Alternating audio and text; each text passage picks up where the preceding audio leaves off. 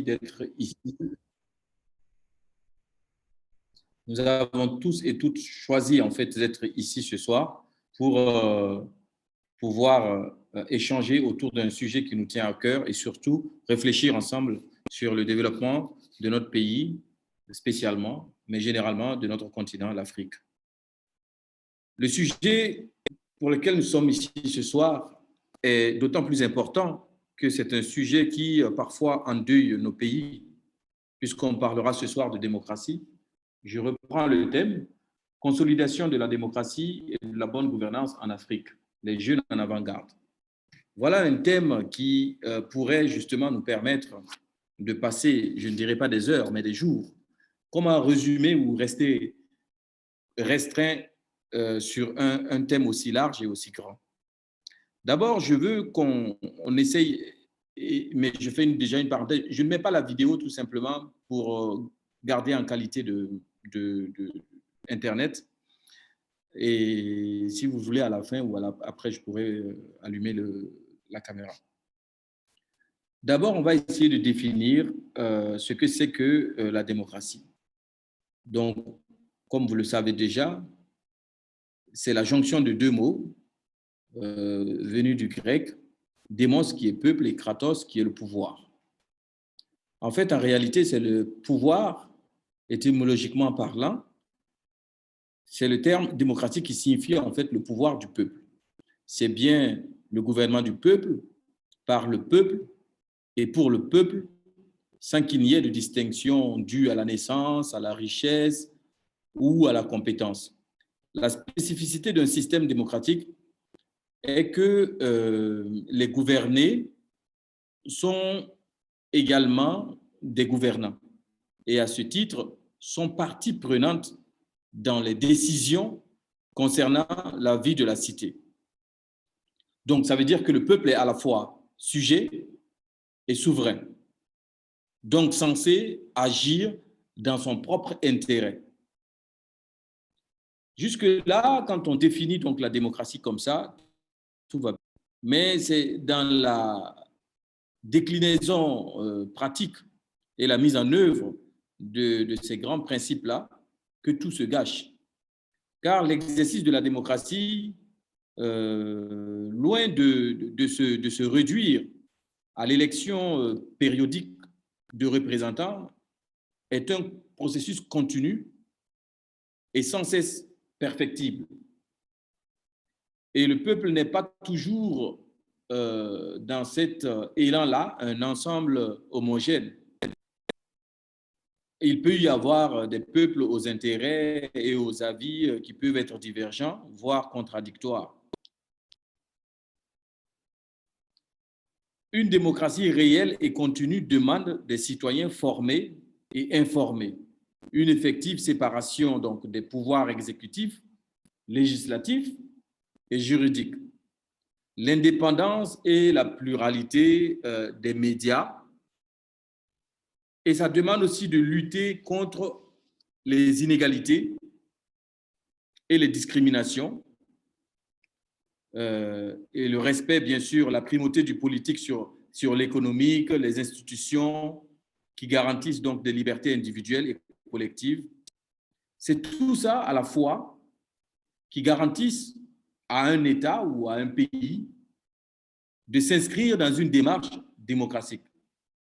Je dis bien s'inscrire dans une démarche démocratique.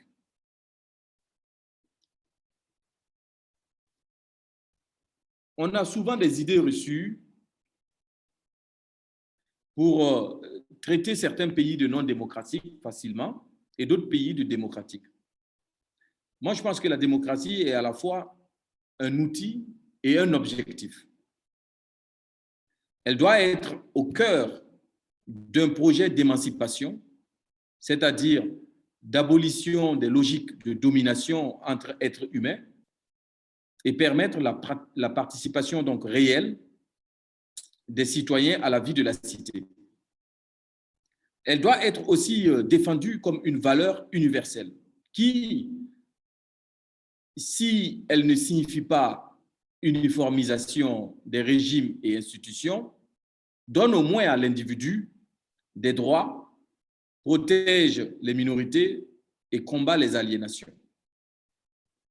De nos jours, en fait, il suffit de contester la politique gouvernementale pour s'entendre dire que pouvoir la critiquer est la preuve que nous sommes en démocratie. On l'a souvent entendu au Burkina. Quand on critique le pouvoir en place, on nous dit, bon voilà, c'est parce que nous sommes en démocratie que vous pouvez vous exprimer comme ça. Je trouve ça assez limite. Ce n'est pas ça, en fait, qui fonde ou qui veut dire que nous sommes en démocratie.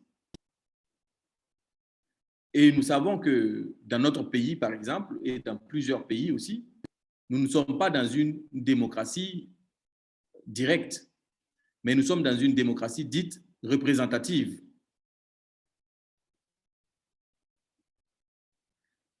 Et donc, dans ce sens, on ne peut pas considérer que nous exerçons une démocratie pleine de droits. Ensuite, je voudrais dire que la démocratie, comme c'est un outil et un objectif à la fois, il faut que nous, Africains, nous tuions ce complexe-là définitivement de penser que la démocratie est une thèse mathématique figée, 1 + 1 = 2, etc. Et même là encore, c'est un outil et un objectif, toujours perfectible.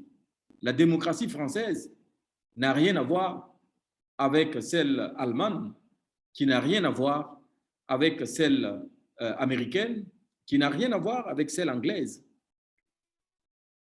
Chaque peuple façonne sa méthode selon son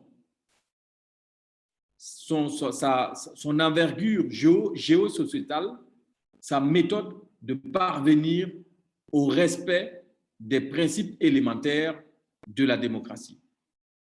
Sa méthode pour parvenir au respect. Je dis bien parvenir au respect, ce qui veut dire que c'est perfectible dans tous les pays, y compris dans les pays africains.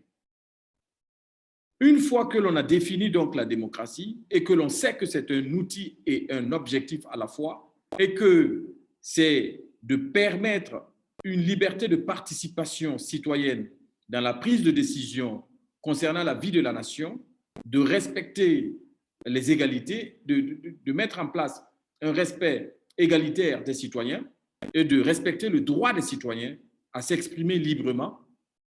Une fois que l'on a dit ça, ça veut dire que nulle part dans le monde, la démocratie n'est pas à refuser à un peuple quelconque, où il n'y a pas un peuple en fait qui a la primauté ou la primeur de la démocratie. On fait souvent une erreur de dire oui, mais les puissances occidentales sont plus démocratiques que nous, etc. C'est faux.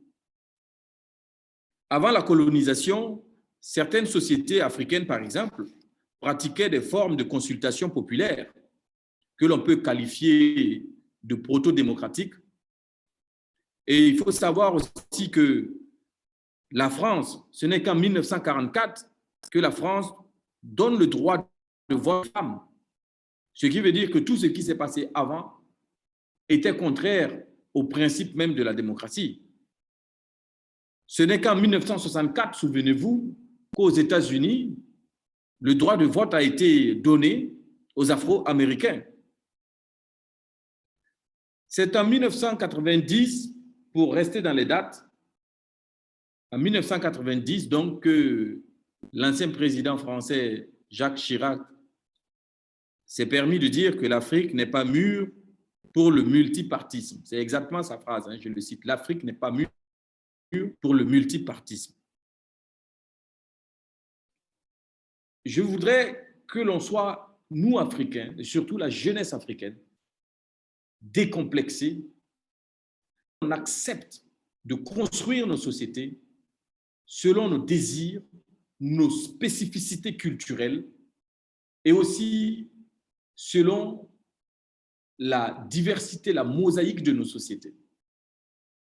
Nous avons, depuis la colonisation et après la colonisation, depuis les indépendances, continuellement singé nos anciens maîtres. Nous cherchons toujours à vivre exactement comme eux. Et c'est là parfois que nous sommes souvent confrontés à des crises majeures qui endeuille parfois nos populations parce que nous singeons très mal. Et pour ma part, je déteste les copies. Parce que la copie ne sera jamais l'original. Et si nous apprenions à être atypiques, à reconsidérer la démocratie ou à africaniser notre concept de la démocratie, tout en garantissant à chaque Africain, donc à chaque Burkinabé, le droit de participer au débat national, de choisir ou de décider, selon les choix qui lui sont offerts, lequel des choix est le meilleur pour lui. Mais tout en n'oubliant pas nos propres réalités en local et en les adaptant pour répondre rapidement aux besoins communautaires dont aspire notre peuple. Quand je dis ça, c'est pour dire tout simplement que la jeunesse africaine d'aujourd'hui doit accepter d'être atypique. Parce que l'uniformisme dans ce monde, en réalité, ne paye pas. Tous les peuples que nous admirons aujourd'hui ont, à un moment donné de leur histoire, su se démarquer du reste. On prend exemple par exemple sur ce qui est différent. On cherche toujours à ressembler au beau, au mieux, au bien. Mais dans cette quête de ressemblance, si nous sommes différents fondamentalement, il va falloir que nous adaptions notre démarche vers cette ressemblance-là pour créer autre chose. Avec un peu de ce que nous aspirons à être, nous pouvons créer et définir autre chose.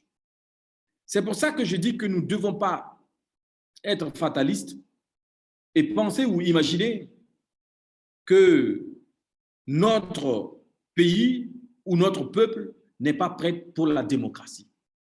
Moi, je ne crois pas à ce genre de discours-là. Je pense même que nos royaumes, nos villages ont plus expérimenté souvent la prise en compte des avis des uns et des autres dans certains milieux ou dans certains cas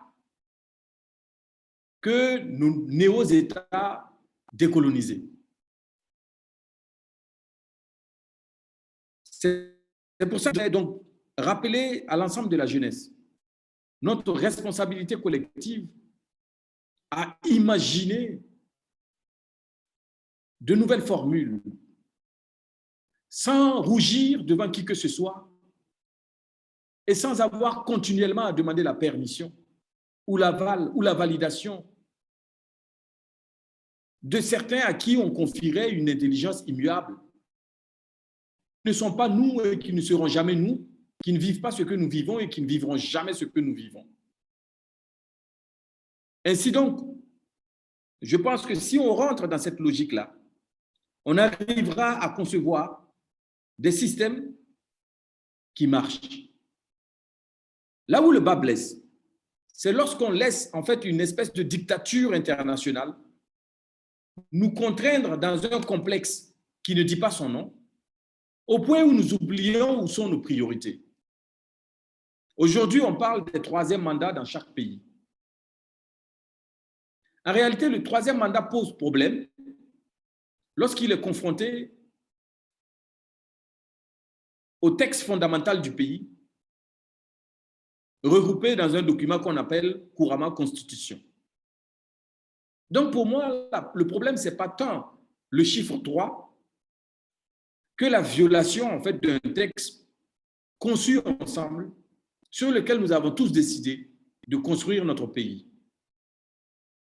Angela Merkel a bien fait plusieurs années à la tête de l'Allemagne sans que l'Allemagne ne soit considérée comme un pays non démocratique.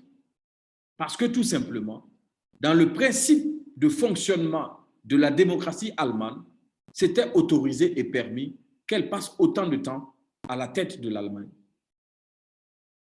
Ce qui veut dire que si nous décidons aujourd'hui qu'un président, si c'est inscrit dans la Constitution, pourra être réélu 3, 4, 5 fois, je pense que ça ne poserait aucun problème parce que nous sommes tous d'accord que c'est dans notre Constitution et que c'est comme ça que fonctionne notre pays.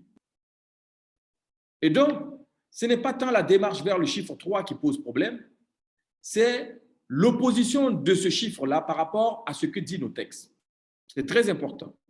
C'est pour ça que je dis qu'il faut que nous acceptions d'être décomplexés et d'écrire les textes qui nous correspondent et surtout, enfin, de les respecter.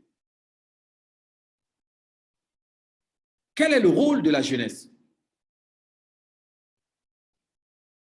En 1960, l'Afrique comptait 300 millions d'habitants. En 1990, c'était 600 et quelques millions d'habitants. Aujourd'hui, on parle du milliard et quelques. Ce qui veut dire que notre population a considérablement augmenté. Nos intelligences aussi, en quantité et en qualité. Notre perception du monde également a changé. Nous devons être aujourd'hui le miroir décomplexé qui ose porter des idées, mais défendre aussi ces idées aux yeux du monde et auprès de nos sociétés. Lors des élections précédentes au Burkina Faso, j'avais déjà dit, nous sommes dans un rituel de folklore démocratique. La démocratie, en fait, en réalité, ne marche que dans une société là où les gens sont informés et un tant soit peu instruits. Je ne parle pas d'école. Hein. L'instruction, ce n'est pas qu'à l'école. Il faut des personnes formées. Quand la population n'est pas formée, ça pose problème. Et donc, j'avais dit que moi, le rôle de la CENI et le rôle du CEFOP, c'était de mettre en place un système continu de pédagogie électorale démocratique. Pour que ma grand-mère ou mon grand-père ou mon oncle du village qui habite à 200 km de Ouagadougou, 500 km de Ouagadougou, comprennent au moment venu des élections ou des votes le rôle qu'il a à jouer vis-à-vis de moi, parce que moi, je sais le rôle que j'ai à jouer aussi vis-à-vis de lui. On ne choisit pas un homme pour gouverner notre pays parce qu'il est beau, parce qu'il est de telle ethnie, parce qu'il est grand, parce qu'il est riche ou parce qu'il est pauvre. On choisit celui qui propose les meilleures idées possibles pour transformer. Ça, je ne suis pas sûr que beaucoup de Burkinabés comprennent que c'est dans ce sens-là qu'il faille regarder pour aller aux élections. Et donc, on est dans un processus démocratique, là où les principes de la démocratie sont exercés sur une masse qui ne comprend même pas le fonctionnement de ces principes-là, ni le but, ni l'objectif réel de ces principes-là. Et ça arrange une minorité d'élite parce que, surfant sur ça, sur cette ignorance-là, gagne des voix peut-être. Et donc, notre rôle en tant que jeunes, c'est si nous comprenons réellement ce que nous souhaitons et voulons, que nous essayons de l'expliquer dans nos langues, partout là où nous pouvons, et mettre en place des systèmes de pédagogie et d'éducation populaire pour que chaque Burkinabé comprenne ce que c'est que la démocratie que nous voulons, ce que c'est que le processus électoral, ce que c'est que son rôle en tant que citoyen de participer à la vie de la nation, de prendre la parole parce qu'il en a le droit. Certains n'osent même pas s'exprimer parce qu'ils ne savent même pas qu'ils ont le droit de le faire. Au début des années 80, donc jusqu'aux années 1990, le sida faisait ravage dans notre pays. J'aime bien prendre cet exemple pour qu'on comprenne bien. Et l'État, le gouvernement a décidé de faire une grosse campagne de sensibilisation pour limiter les dégâts de cette maladie-là. Pour la première fois dans nos villages, on a vu des infirmières en blouse blanche défiler avec des pénis en bois et des préservatifs pour expliquer à nos villageois, à nos populations, à nos habitants de zones rurales, comment est-ce qu'on s'en sert, comment est-ce qu'on l'utilise. On a même vu des spots publicitaires à la télé, à grande échelle. Et cette grande campagne de masse et de sensibilisation, on peut dire, un tant soit peu, a payé. Parce que les gens ont fait attention, pris par la peur, ont compris la dangerosité de la maladie, ont compris comment la maladie se transmet, ont compris comment se préserver, etc.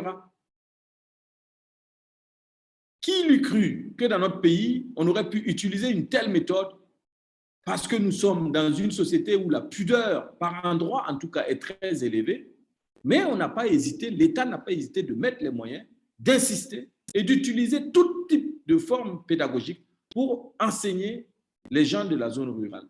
Et pourquoi on ne ferait pas pareil avec autant de moyens pour avoir une population informée et instruite à la démarche démocratique dont notre pays vit et épouse les principes? Pourquoi on n'enseignerait pas cela en grande pompe et en grande masse, de façon continue, sans arrêt aux populations? C'est normal quand les opposants viennent se plaindre que les gens ont pris l'argent pour voter. Certains ne savent même pas pourquoi ni comment on vote. C'est normal que nos opposants viennent se plaindre que le vote était biaisé, etc. C'est justement leur rôle et leur devoir aussi de ne pas attendre les dernières minutes de campagne pour s'adresser aux populations, mais de faire une pédagogie continue durant le quinquennat. Et le rôle de la CENI aussi, pour moi, un des rôles en tout cas, c'est ça. Et notre rôle à nous en tant que jeunes et en tant que citoyens, c'est aussi de mettre en place des systèmes de partage de connaissances. Parce que l'ignorance aussi est une maladie. Et l'ignorance annule nos forces et nous empêche parfois d'agir conséquemment. Et donc, aujourd'hui, j'aimerais inviter la jeunesse à s'engager dans le partage de la connaissance et du savoir. Vous savez, la dynamique qui anime l'Afrique aujourd'hui, c'est du fait aussi de la circulation de l'information à grande vitesse. C'est du fait aussi du partage des connaissances et du savoir. En 1990, par exemple, nous ne savions pas qu'il y avait tel accord illicite entre telle puissance internationale et notre pays. Nous ne savions pas que dans les accords militaires, il y avait telle clause, etc. Aujourd'hui, ce sont des informations que l'on retrouve partout, que ce soit sur les réseaux sociaux ou dans les toiles. Ça veut dire que nous pouvons, avec cette circulation à grande vitesse de l'information, transmettre encore davantage à nos parents, à nos amis, à nos frères, l'importance en fait d'une compréhension et d'une instruction démocratique pour sortir notre pays du marasme dans lequel il est. L'absence de démocratie ou l'application d'une démocratie mimétique. Ce que j'appelle une démocratie mimétique, c'est dans la forme démocratique et dans le fond antidémocratique, par principe. On fait semblant d'être des démocraties, mais nous n'en sommes pas réellement. La démocratie, en fait, ne fonctionne aussi qu'avec un peuple informé, qui, au moment de faire ses choix, est d'abord informé de la réalité des choix qu'il fait, et surtout qu'on lui laisse le droit de choisir librement, sans contrainte et sans passion aucune. Et donc, je crois très sincèrement que nous avons un devoir fondamental pour que, parmi les 20 millions que nous sommes au Burkina aujourd'hui, ceux qui ont en tout cas la responsabilité et l'âge légal pour participer citoyennement à la vie de la démocratie de la nation, que nous soyons instruits et conscients de ce que nous avons comme responsabilité à faire une démocratie décomplexée et propre à nos principes et à nos cultures. Voilà ce que je voulais partager avec vous. Et si, et je termine avec ce point, nous voyons qu'il y a des crises malgré des formes de démocratie applicables à nos pays. On l'a vu au Mali, Ibeka a été élu démocratiquement, mais Ibeka est parti par une espèce de coup de force qui ne dit pas son nom, donc un coup d'État. Et c'est comme ça aussi en Guinée. Ça veut dire que les chiffres des élections ne correspondent pas réellement et foncièrement aux aspirations populaires. Parce qu'un peuple conscient qui va faire son choix démocratiquement, quelle que soit une vague de contestation, ce même peuple-là est capable de ressortir pour défendre son choix, normalement. Si ce peuple a fait un choix conscient, un choix éclairé et responsable, ce même peuple-là sort pour défendre son président qu'il a choisi librement. Ce qui veut dire que dans le mécanisme en fait, de participation démocratique, moi je pense plutôt qu'il y a eu une mécompréhension de l'acte démocratique par une majorité de nos populations. Et cette mécompréhension arrange certains acteurs politiques, qu'ils soient de l'opposition ou de la majorité. Ça les arrange puisqu'ils participent tous d'une manière ou d'une autre au même principe de vote et d'élection. Parce qu'entre 1958 et 2018, il y a eu 82 coups d'État en Afrique, soit 1,36 coups d'État par an, ce qui fait quand même beaucoup. Hein, depuis le premier coup d'État qu'on a eu en Afrique, qui était le coup d'État du Togo, je pense que c'était en 1963, le coup de force de Eyadema Père sur Sylvianus Olympio.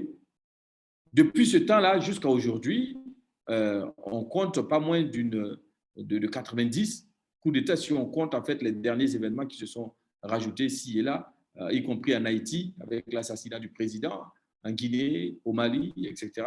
Donc, je pense très sincèrement que nous avons une responsabilité de pacifier notre continent, donc nos pays, en tant que jeunes, en agissant foncièrement partout là où nous sommes pour porter le message en fait d'un engagement citoyen collectif. Lorsque une masse critique va vraiment s'engager à jouer son rôle de veille citoyen, je pense que beaucoup de personnes peu recommandables feront attention à toucher à la chose politique ou à la chose démocratique. Soyons des soldats de la démocratie, mais pas d'une démocratie mimétique, et n'ayons pas de complexe à dire à qui que ce soit que nous voulons façonner notre démocratie telle que nous l'imaginons en fonction de notre culture, parce que dans les démocraties aussi, il y a des principes culturels qui sont embarqués à l'intérieur. Le système électoral américain n'a rien à voir avec le système électoral français. C'est culturel, c'est chacun à sa manière de faire. L'essentiel, c'est de permettre à leur population d'exprimer leur choix librement lors d'élections.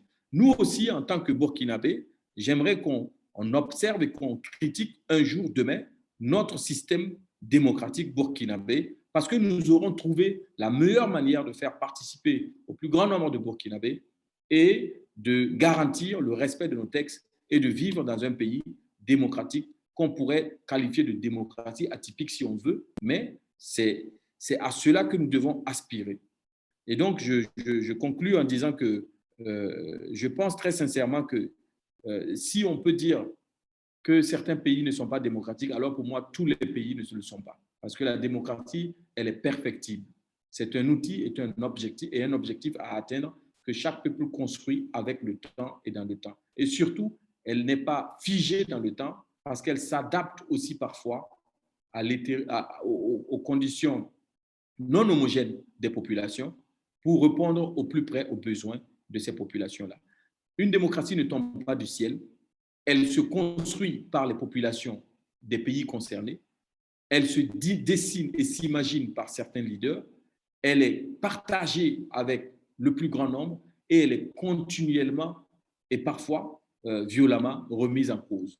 On l'a vu dans beaucoup de pays, et en Italie, en Espagne, et que ce soit aussi également en France avec les Gilets jaunes, une remise en cause des peuples, en fait, du système démocratique existant aujourd'hui. Et donc, on a une flambée ou une montée en puissance des extrêmes maintenant dans ces pays-là, et aussi dans nos pays, parce que dans nos pays, le panafricanisme revient en force, l'anti-impérialisme également revient en force, etc. Donc, on a une montée des extrêmes parce qu'il y a une fracture entre la pratique démocratique et la compréhension populaire ou l'adhésion populaire dans ces pratiques démocratiques-là. Donc, je pense très sincèrement que nous sommes à un tournant majeur de la vie du monde entier, de la vie du monde entier. Les lignes bougent partout et il faut que les lignes bougent aussi chez nous. Merci de m'avoir écouté. D'accord. Merci, Monsieur Piligo, pour ce brief. Nous retenons de votre intervention que la démocratie est le pouvoir du peuple, est le pouvoir du peuple, le gouvernement du peuple par le peuple et pour le peuple sans distinction. Ainsi, le peuple est sujet et souverain dans le cercle de prise de parole. Pour s'inscrire dans une démocratie, dans une démarche démocratique, il faut d'abord que la démocratie soit un outil et un objectif.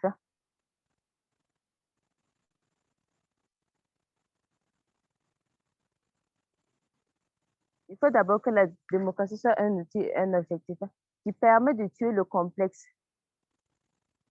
figée qui permet de tuer le complexe de penser que la démocratie est figée. Ainsi, chaque peuple façonne sa méthode pour parvenir au respect des uns et des autres. Également, nous devons éviter la démocratie mimétique. Ainsi, la jeunesse a la responsabilité collective d'imaginer de nouvelles formules sans avoir à avoir peur de qui que ce soit, accepter d'être décomplexé et d'écrire les textes qui nous correspondent, surtout de les respecter. Également, la jeunesse doit mettre en place des systèmes de partage de connaissances et ne peut rester dans l'ignorance, agir pacifiquement, foncièrement là où nous sommes. Nous sommes à la fin de la première phase de ce webinaire. Nous allons passer à la deuxième phase qui consiste à l'échange entre les participants et le conférencier de ce soir. Ainsi, pour ceux qui veulent poser des questions, vous pouvez soit lever la main, soit poser directement vos questions dans le chat box. Nous allons procéder en recensant une série de 5 questions auxquelles le conférencier va apporter des éléments de réponse et ainsi de suite. J'espère que cela convient à notre conférencier de ce soir.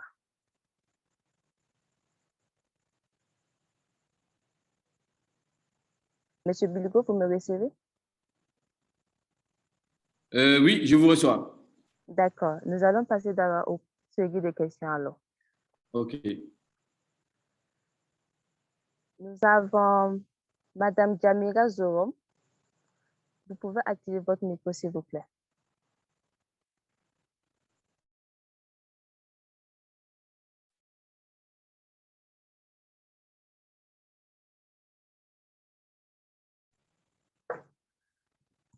Jamira Zorom, vous avez la parole, s'il vous plaît.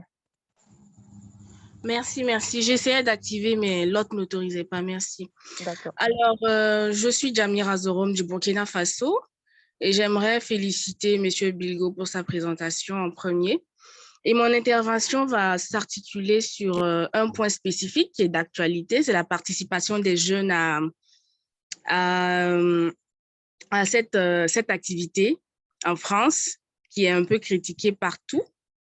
Moi, ce que j'aimerais dire, c'est d'abord que je félicite déjà la participation de ces jeunes et je mets ça en lien avec ce que M. Bilgo est en train de nous expliquer, qui est bien sûr la participation active des jeunes dans le changement de cette situation, c'est-à-dire pouvoir créer une démocratie qui correspond à nos valeurs et qui correspond vraiment à ce que nous avons comme vision. J'aimerais avoir son avis en tant qu'analyste sur la participation de ces jeunes, sur la conversation que je dirais sincère et franche de ces jeunes avec le président Macron. Merci. Bien reçu, merci à vous. Monsieur Draman Ouedraogo, vous avez la parole. Bonsoir à tous et à tous. Bonsoir. Nous avons Draman, je suis doctorant en médecine. Et pour commencer, je dis merci à notre conférencier pour cette brillante présentation. Et merci à lui de continuer de toujours nous inspirer parce qu'on le suit tous les jours. Et maintenant, pour ce qui est de la question du jour, moi, ma question est la suivante. Et très cher Lionel Dufault, vous êtes en train de développer le système de gouvernance qui est la démocratie.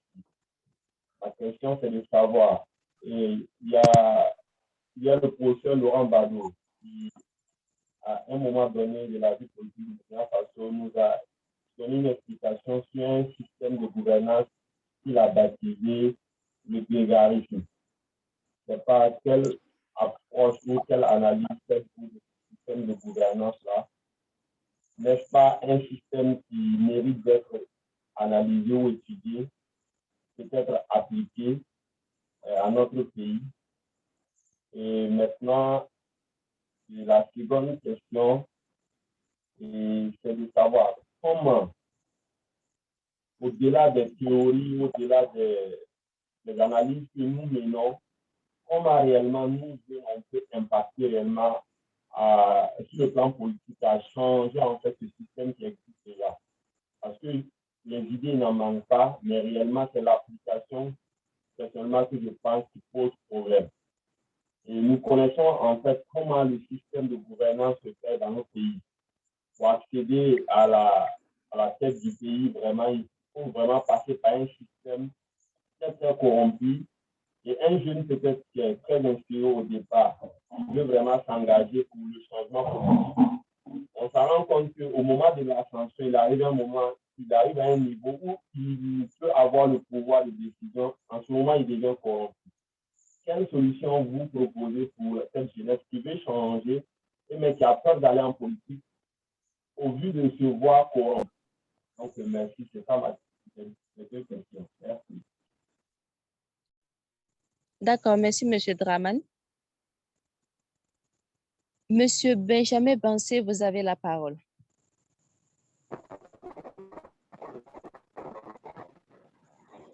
Alors, bonsoir à tous. Vous me recevez? Oui, on vous reçoit. OK. Bonsoir tout le monde. Merci beaucoup pour ces différents éclaircissements que notre conférencier a pu nous donner à travers cette intervention.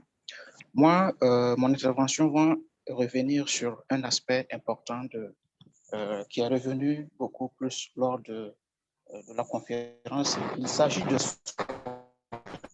en fait, du mimétisme démocratique.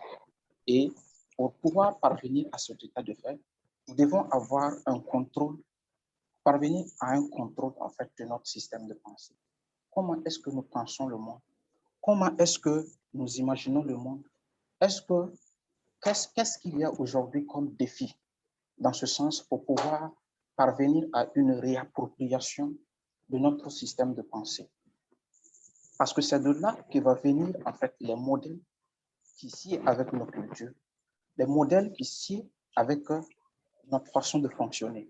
Et à ce propos, j'aimerais demander à M. Bilgo quels sont les éléments de conseil sur lesquels il pourrait revenir pour pouvoir permettre à cette jeunesse-là qui a soif de pouvoir réinventer les choses, quels conseils pourrait-il donner pour permettre aux jeunes de pouvoir se réapproprier de leur système de pensée, indépendamment de tout ce qui se passe dans le monde. Merci.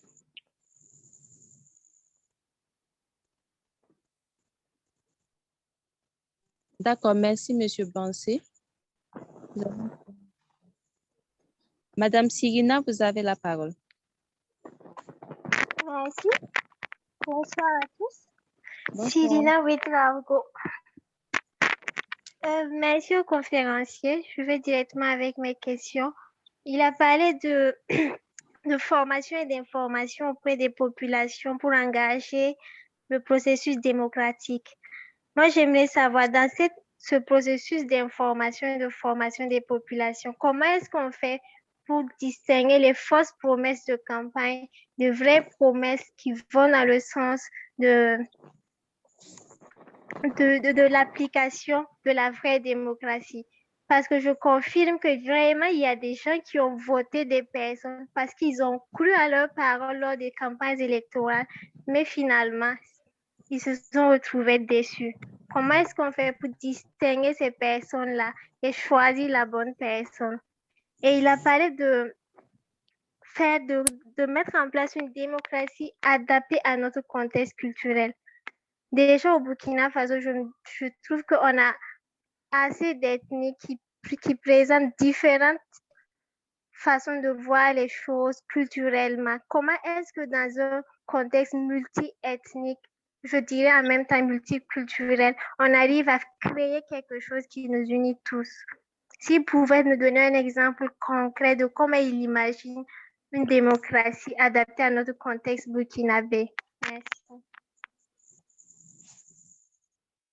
Merci, Madame Sirina. Monsieur Edmond Ouattara, vous avez la parole et ça sera la dernière pour cette première série de questions. On dirait qu'il n'est plus là. D'accord. Monsieur Bilgo, nous allons commencer à répondre aux différentes questions.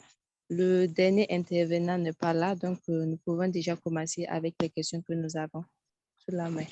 Nous allons commencer avec celle de...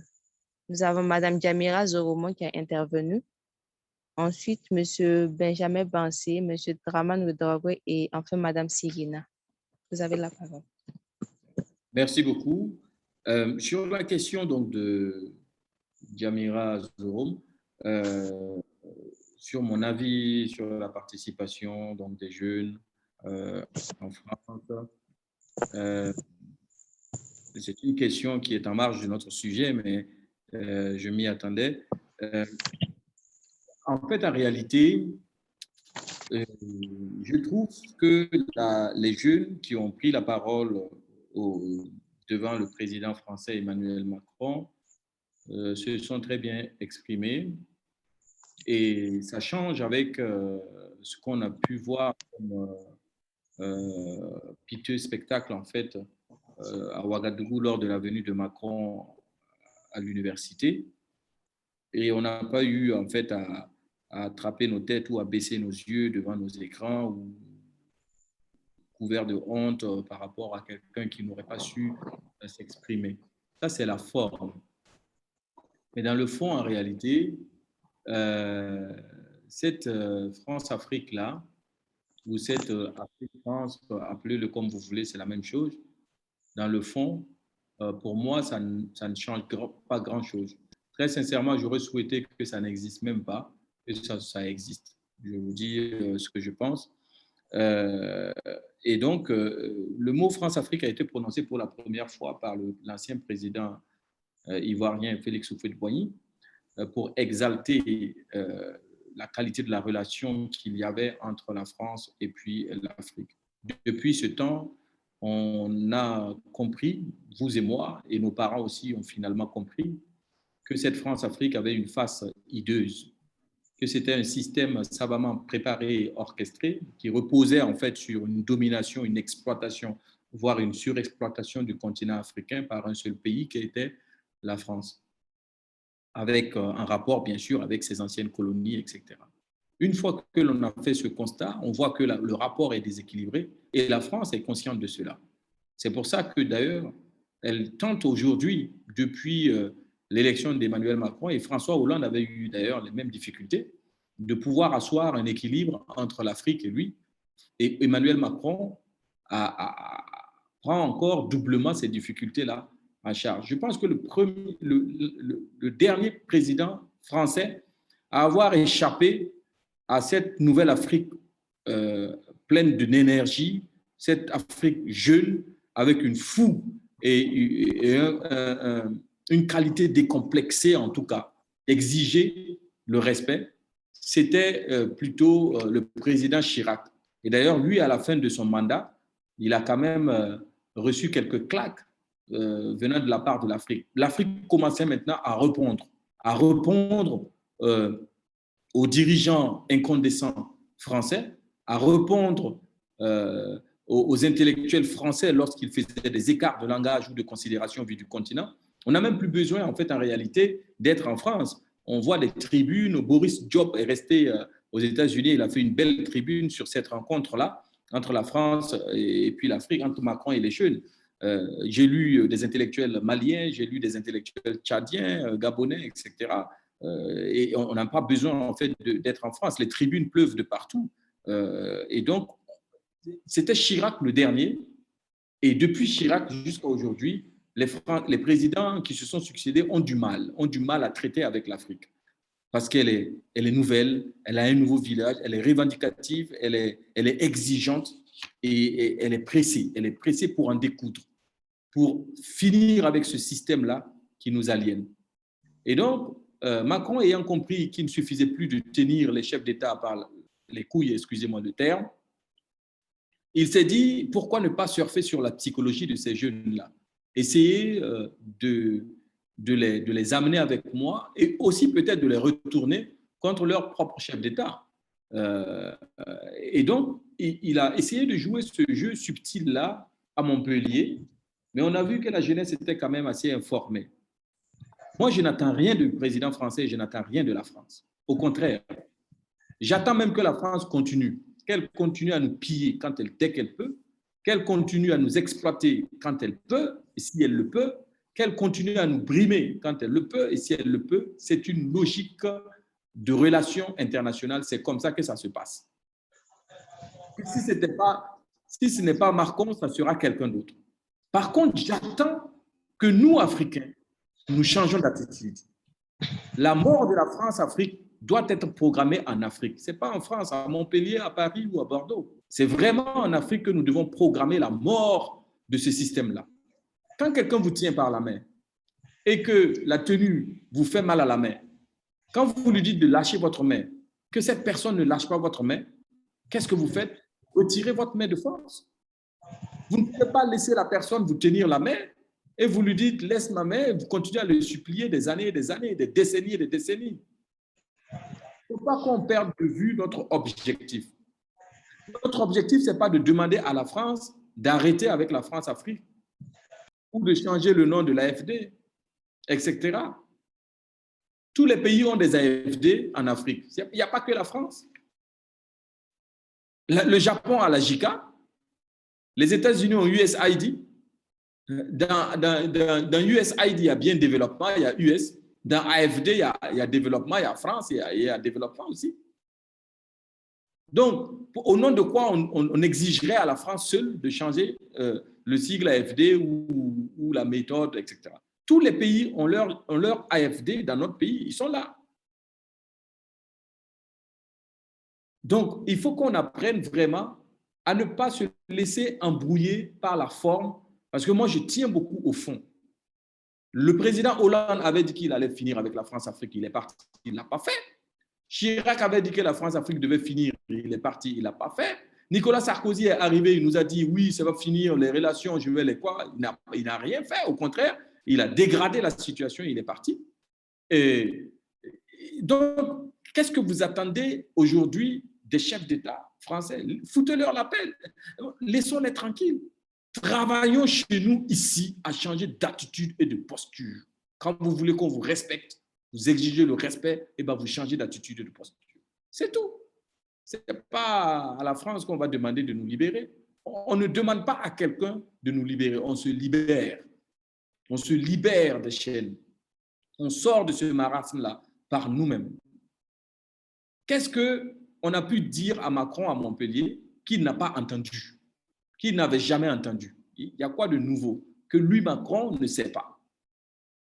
Vous savez, les officines françaises sont partout, partout, partout. Et ils financent nos OSC, ils sont dans nos OSC. La forme a changé. Quand on veut faire tomber un chef d'État, on ne forme plus un militaire parce qu'ils deviennent récalcitrants après.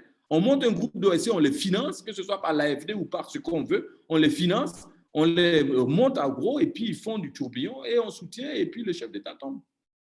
Ne soyons pas naïfs. La France a un plan A, B, C, D, Z, ZA, ZB, ZC, jusqu'à la fin. Notre liberté, nous devrons l'arracher et on va souffrir pour l'avoir. Que ce soit avec la France, avec la Russie, avec l'Italie. On parle de la France-Afrique, mais dans quelques semaines, il y a l'Italie et l'Afrique.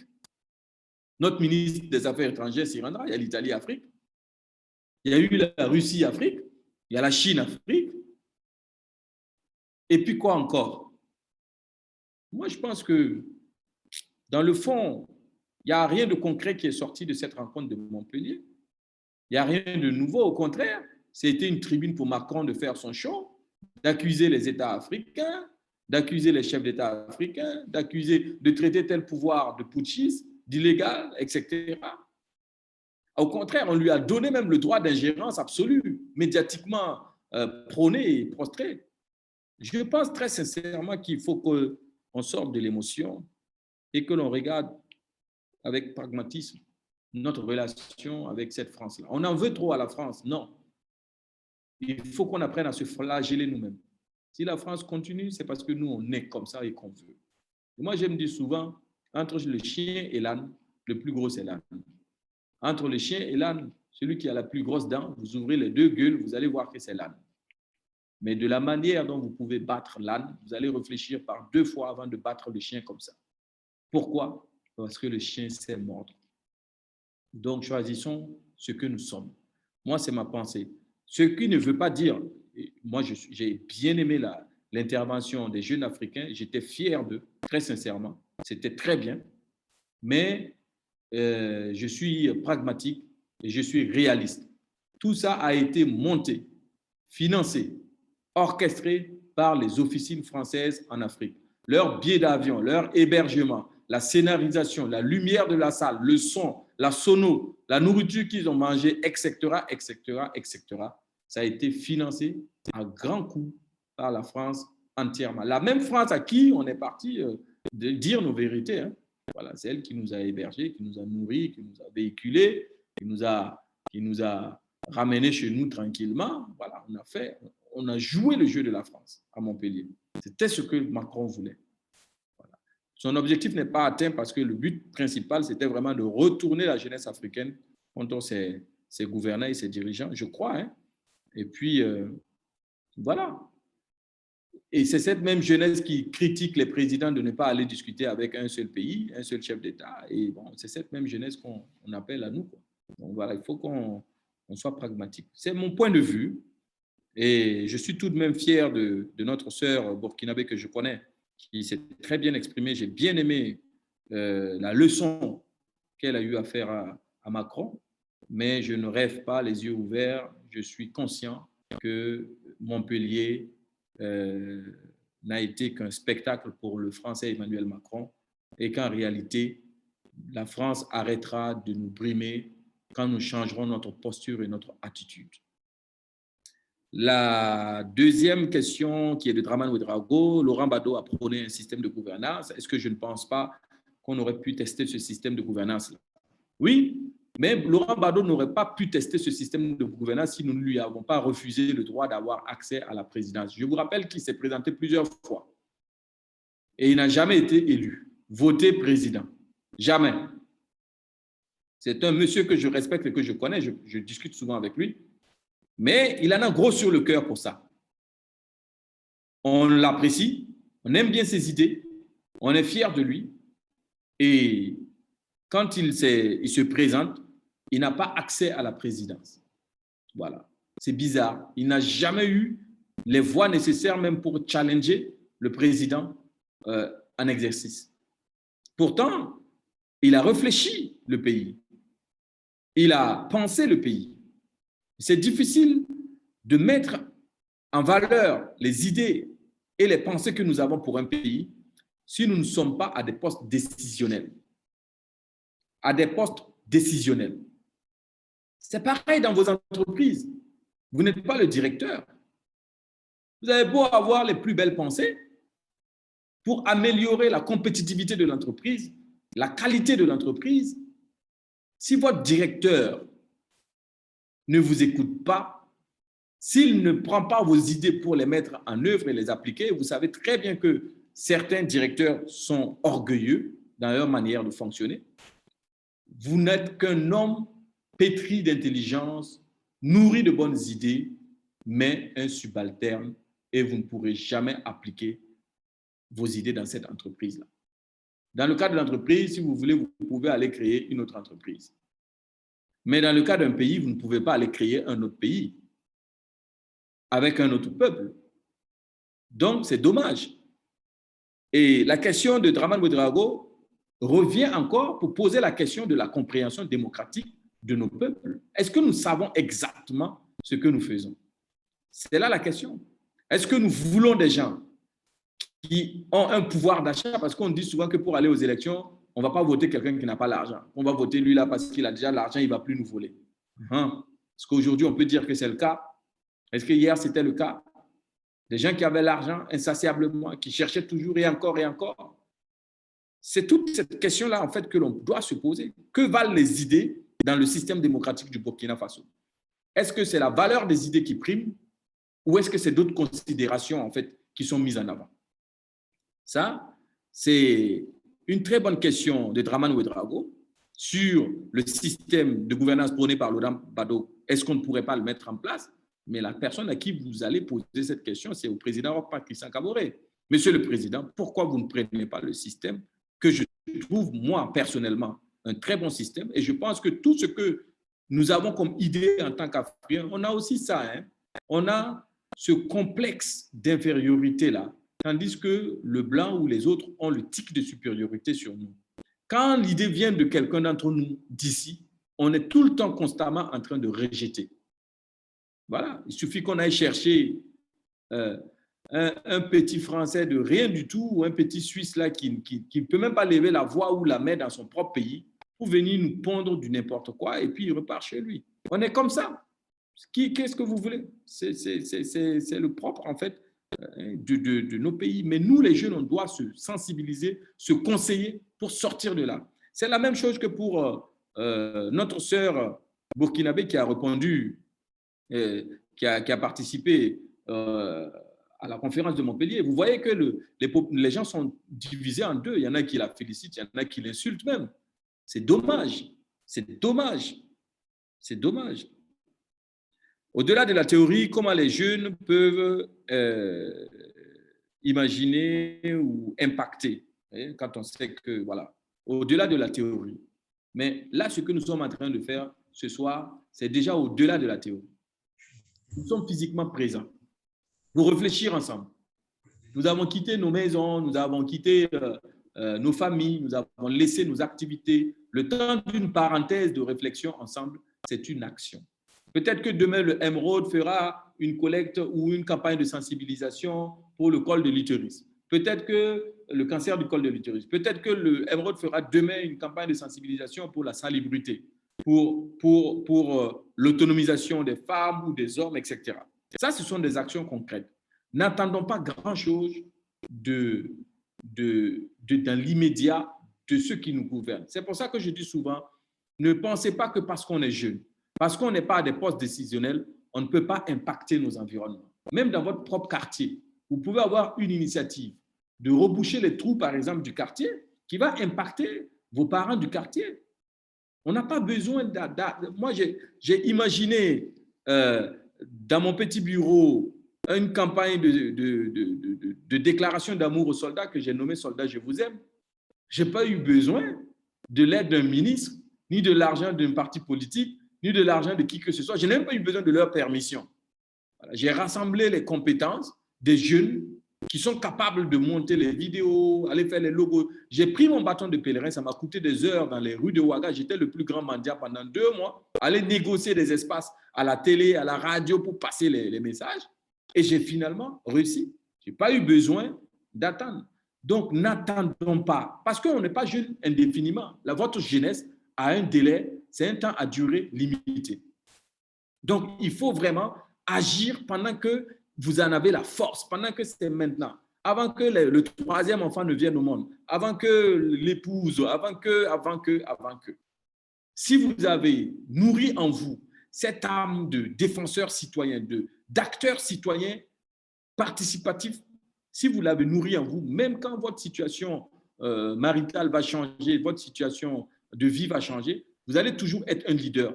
Vous allez toujours être parmi ceux qui agissent pour la communauté. C'est comme un cycliste, il faut vous entraîner en fait. Ne restez pas là comme ça. Dramane Ouedraogo, moi je vous dis, comment on peut impacter par de petites actions. Commencez par là déjà. N'attendez pas de faire de grandes choses. Non, ce n'est pas dans notre petit coin, vous et moi là, ce n'est pas nous qui allons changer tout de suite là, par exemple, le visage de la démocratie au Burkina. Tout de suite maintenant, non. Et ce que nous avons commencé à faire, de discuter ensemble, c'est déjà un pas. Peut-être que des idées vont naître de là. Peut-être que des sacerdoces vont naître de là. Peut-être que certaines personnes vont se sentir interpellées, qui vont vouloir agir, intervenir, etc. Donc, c'est déjà pas mal. Benjamin Bansé, je pense, conseiller les jeunes pour pouvoir se réapproprier leur système de pensée. Moi, je pense que notre système éducatif, c'est le premier coupable, en fait, de notre mode de pensée et notre estime de soi. Je crois très sincèrement. Le système éducatif burkinabé fabrique des milliers de déshérités culturels et des milliers de déshérités identitaires dans notre pays. Là. On fabrique que des singes.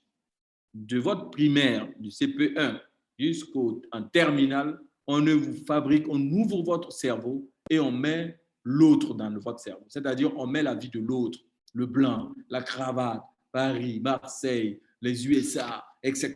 Notre système éducatif ne nous formate en fait qu'à courber la tête, à baisser la tête, à courber les chiens devant l'étranger, devant l'autre. Et c'est ça qui est très dangereux. Donc, je réponds à Benjamin. Le conseil que moi j'ai à vous donner, c'est de sortir de ce que moi j'appelle les sentiers scolaires.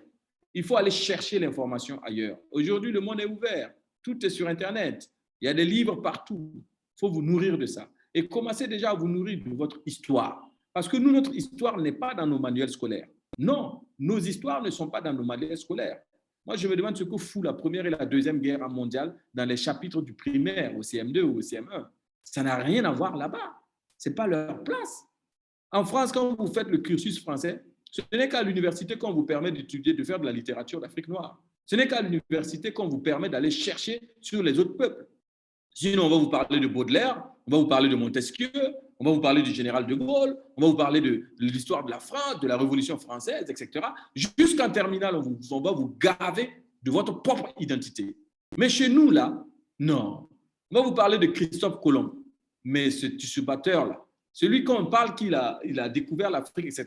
En fait, en réalité, c'est notre système éducatif qui tue en nous notre propre identité, notre estime de soi. Ça, il faut vous le dire. Et donc, il faut sortir des sentiers scolaires, aller chercher des informations sur votre identité, sur l'histoire du monde, qui n'est pas celle qu'on nous raconte là. Non, chaque peuple raconte son histoire. Moi, j'ai été émerveillé de voir, Benjamin, c'est une anecdote que je vous donne, j'ai été émerveillé de voir en Russie le film Rambo russe.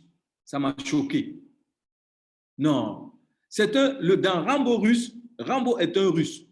Si vous voyez comment il tue les Américains, non. Quand vous regardez le Rambo russe, vous n'avez plus besoin de regarder le Rambo américain. C'est ça, en fait, la conscience d'un peuple qui s'éduque. Quand nous, on était petits, on bouffait des dessins animés venus de l'étranger. Mais c'était grave. Je me souviens de cette chanson. Tom Sawyer, c'est l'Américain. C'est l'ami de tous ceux qui aiment la liberté. Il n'a peur de rien, virgule. C'est un Américain. Franchement, nous tous, en étant petits, on avait envie d'être des Américains. Il faut faire un dessin animé où vous dites que Bila, c'est un Burkinabé, il n'a peur de rien, c'est un Burkinabé, c'est l'ami de tous ceux qui aiment la liberté, etc. Et puis vous allez donner aux chaînes américaines, vous leur donnez gratuitement, hein, parce que Tom Sawyer a été subventionné à l'époque. Nous, on nous a gavé de ça gratuitement. Un dessin animé qui tue le mental même de l'enfant. C'est-à-dire, il vous fait croire que l'autre, en fait, est mieux, que vous êtes né au mauvais endroit, que vous êtes mal né, en fait. Franchement, à des enfants qu'on fait gaver ça. Ou encore Alice au pays des merveilles, etc. On ne se rend pas compte, mais en réalité, la fabrication d'une identité propre, c'est-à-dire d'hommes fiers et forts d'esprit, c'est dans le système éducatif. C'est dans tout ce qu'on laisse voir aux enfants dès le plus bas âge. Et un autre exemple, regardez le président Macron quand il était venu au Burkina. Cette image qui m'a choqué. Notre président du Faso, derrière les mains croisées, derrière Macron, dans une classe d'élèves du primaire. Et les enfants se lèvent, ils chantent « Soyez les bienvenus ». Vous voyez notre président chanter avec lui. Quand le blanc, là, le seul blanc qui a nécessité qu'on déplace même notre président pour l'accompagner, quand il va sortir de cette classe, qu'est-ce que vous pensez qui va rester dans la tête des enfants là? Les petits qui étaient dans la salle là, qu'est-ce que vous allez penser qui va leur rester vis-à-vis du blanc? Qu'est-ce qu'ils vont penser du blanc par rapport à eux, noirs? C'était un circuit qu'il fallait éliminer. Il ne fallait même pas laisser, ou soit Macron va là-bas avec je ne sais qui, mais pas notre président. C'est des petits trucs comme ça que nous, on ne sait pas faire, mais en réalité, on prépare toute une génération à un lavage de cerveau, à un chaîne mentale. Mais par contre, Macron, quand il vient, quand les gens de l'ambassade de France insistent à la présidence pour aller dans une école privée, ils savent exactement, il y a des gens qui étudient vraiment l'impact. Ils savent ce qu'ils sont en train de faire. Ils savent très bien ce qu'ils sont en train de faire. C'est seulement nous ici, on ne réfléchit pas. Pourtant, quand vous regardez tous ceux qui entourent le président, c'est des gens qui ont fait les grandes écoles. Mais malheureusement, on revient, c'est-à-dire qu'on va pour étudier, mais on revient bête. Excusez-moi le terme, hein, je n'insulte personne, mais je pense que ce sont des choses quand même dont il faut tenir vraiment compte. Et puis, Cyrina Ouedraogo, comment faire pour distinguer les fausses promesses et les vraies promesses? Alors là, moi, je ne suis pas magicien. Je ne sais pas comment faire. Parce que même dans les pays à l'étranger, là-bas, partout dans le monde, les politiciens usent de fausses promesses. Et c'est difficile pour les peuples parfois de distinguer les fausses promesses et les vraies promesses. La différence d'un peuple instruit démocratiquement, c'est que lorsqu'elle élit le président sur la base de ses promesses, continuellement durant son mandat, ce peuple-là sera toujours aux aguets, prêt à contester, à résister, à persister et à insister pour que le président tienne ses promesses. Contrairement à chez nous, parfois, on finit de voter, on rentre à la maison, c'est fini. Par contre, il n'y a pas de recette pour découvrir les fausses promesses et les vraies promesses. Non, non, non, non, il n'y en a pas. Emmanuel Macron, quand il était en train de battre campagne pour son élection, il avait dit qu'il allait supprimer les inégalités entre les Français. Il avait promis également de réduire, de taxer les plus riches et de réduire la charge en fait des plus pauvres, les derniers de cordée. Souvenez-vous de cette phrase-là. Mais aujourd'hui, ce sont les gilets jaunes qui le rappellent en fait qu'il a fait tout le contraire de ce qu'il a dit. Hein. Alors là, il a fait vraiment tout le contraire de ce qu'il avait dit. C'est au contraire les gens du CAC 40 qui se sont remplis les poches avec des subventions, avec des aides au développement, avec des réductions de charges, des réductions de taxes, etc. Et on a facilité en fait les licenciements dans certaines sociétés, les fermetures d'usines en France pour des délocalisations abruptes. Donc, vous voyez, les fausses promesses, c'est partout. C'est partout, partout, partout, partout. On ne peut pas dire qu'il y a une recette magique en fait pour désigner qui ment et qui va tenir ses promesses. Non. Il faut vous dire une chose, Cyrina. Les politiciens, la parole des politiciens est à responsabilité limitée. Ce sont des paroles à responsabilité limitée.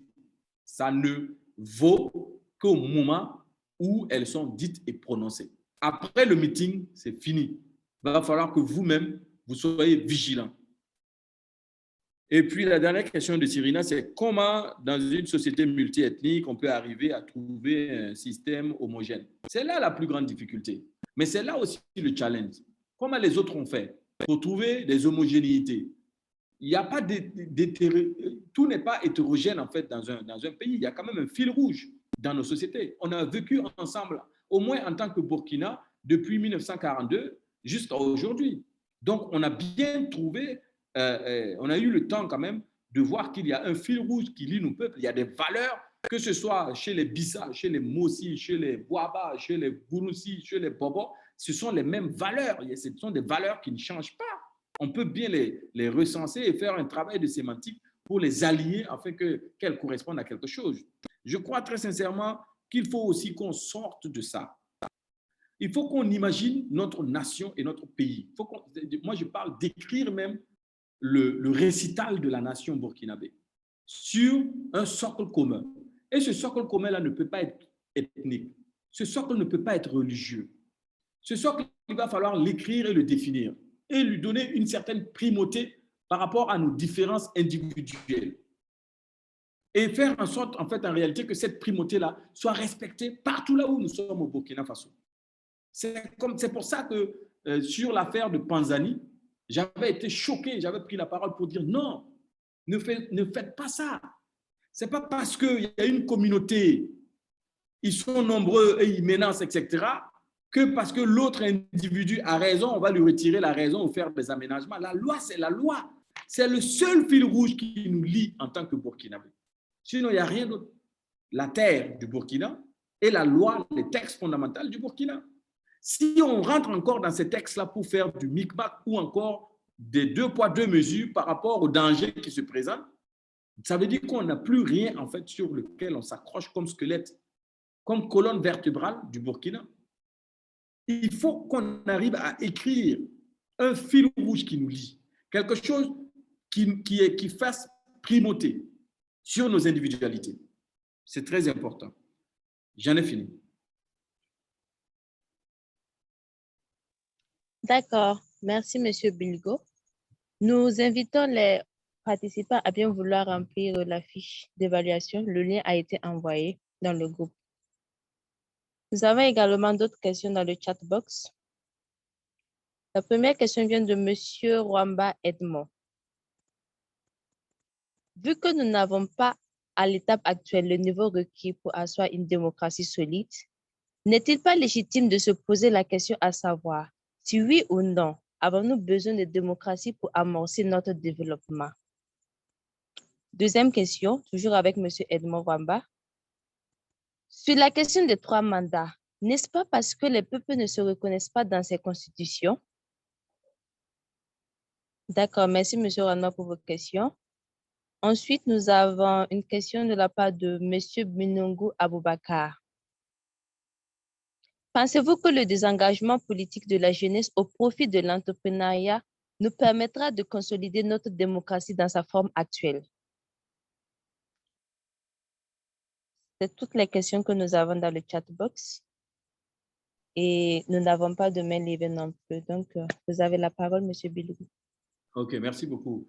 Oui, Edmond Rwamba, vu que nous n'avons pas à l'étape actuelle donc le niveau requis, moi je n'ai jamais dit que nous n'avons pas le niveau requis pour asseoir une démocratie. J'ai dit aucun pays même n'a le niveau requis. C'est-à-dire la démocratie, elle est perfectible. C'est un outil et un objectif continu.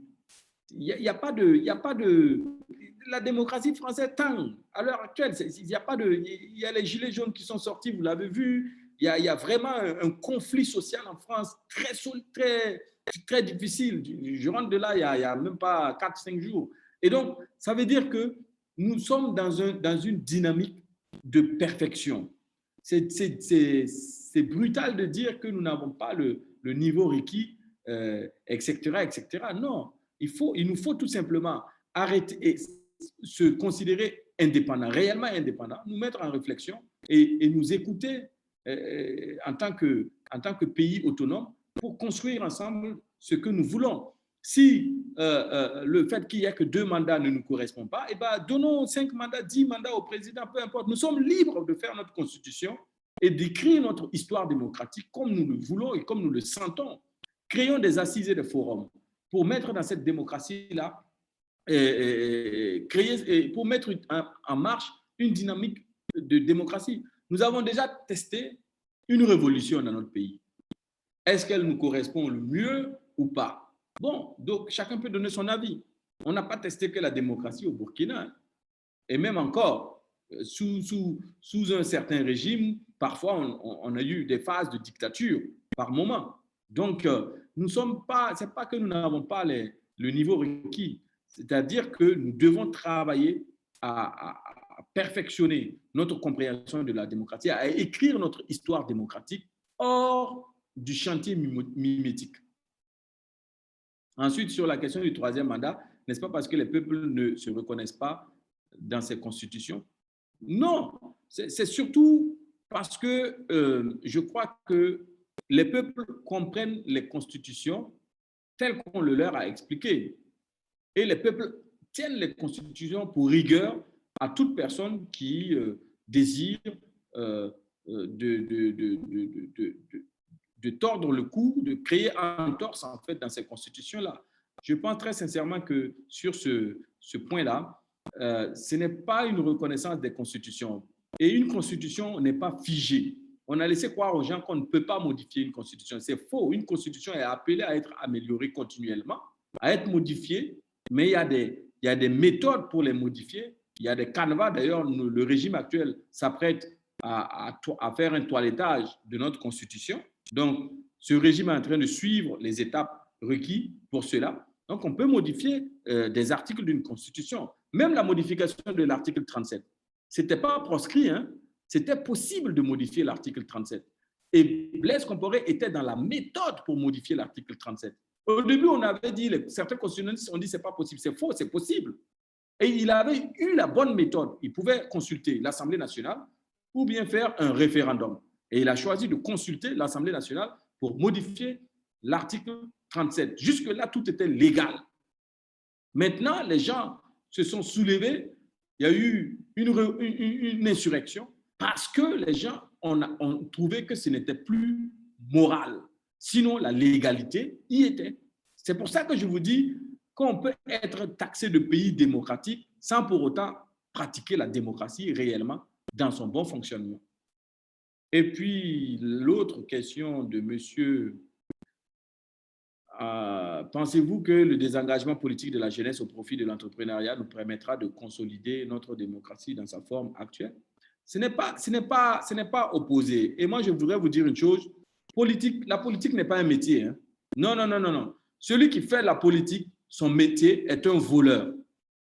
Le politicien est avant tout un menuisier, un maçon, un marketeur, un médecin. Le politicien a un métier et il vient en politique pour servir.